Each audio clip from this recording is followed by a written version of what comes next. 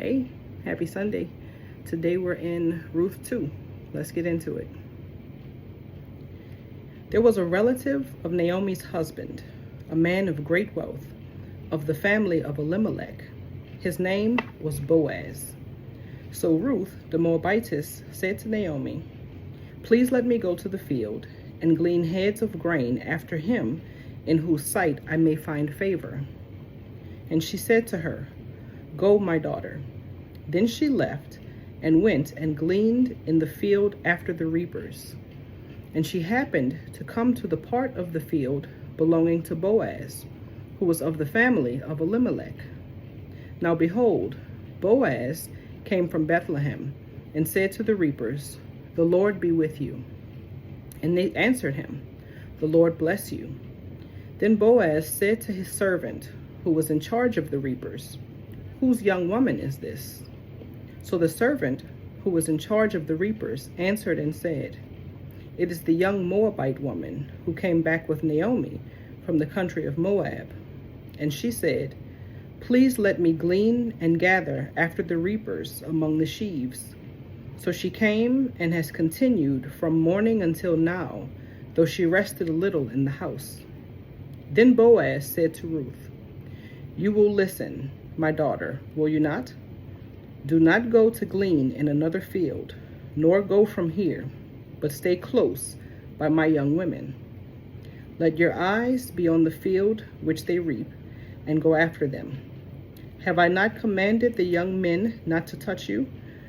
And when you are thirsty, go to the vessels and drink from what the young men have drawn."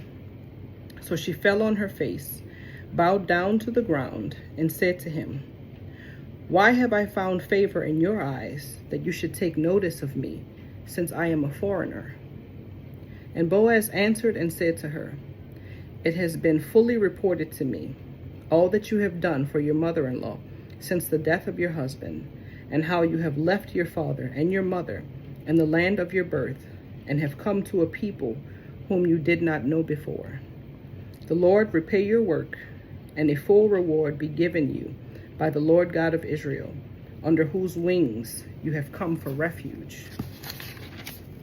Then she said, "Let me find favor in your sight, my Lord, for you have comforted me, and have spoken kindly to your maidservant, though I am not like one of your maidservants."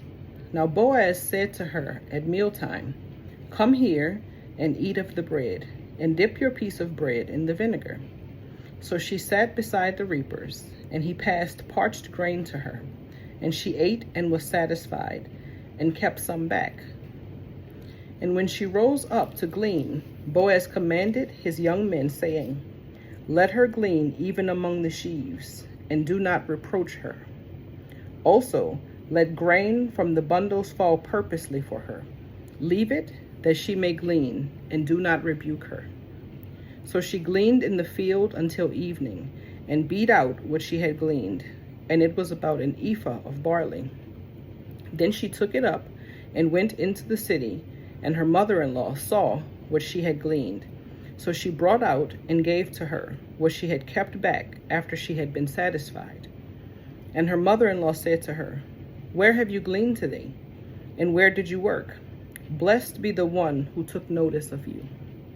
So she told her mother-in-law with whom she had worked, and said, "The man's name with whom I worked today is Boaz."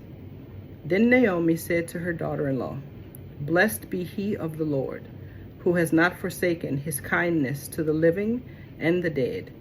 And Naomi said to her, "This man is a relation of ours, one of our close relatives." Ruth the Moabitess said, "He also said to me, 'You shall stay close by my young men until they have finished all my harvest.'" And Naomi said to Ruth her daughter-in-law, "It is good, my daughter, that you go out with his young women, and that people do not meet you in any other field." So she stayed close by the young women of Boaz to glean until the end of barley harvest and wheat harvest, and she dwelt with her mother-in-law. May the Lord add a blessing to the reading of his word. Have a good day.